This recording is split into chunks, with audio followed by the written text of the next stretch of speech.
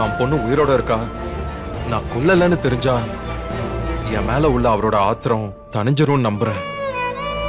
அவரு பொண்ணு மேல பாசம் வச்சிருக்கிற மாதிரி தான் நான் வெண்பா மேல பாசம் வச்சிருப்பேன்னு அவரு புரிஞ்சுப்பாரு. வெண்பா அங்கேயும் போயிட்டு வர சூழ்நிலையை உருவாக்கிட்டோம்னா பிரச்சனை இருக்காதுன்னு நம்புறேன். போதும் மல்லி, என்னால இதுக்கு மேல இந்த குழப்பத்தை ஹேண்டில் பண்ண முடியல.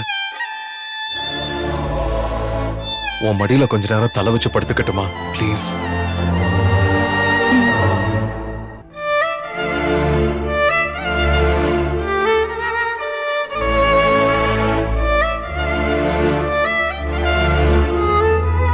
இனிமே நான் தனியா எதையும் சமாளிக்க மாட்டேன் மல்லி. நீ என் கூட இருக்கணும் ப்ளீஸ். என்னை விட்டு போயிடாத.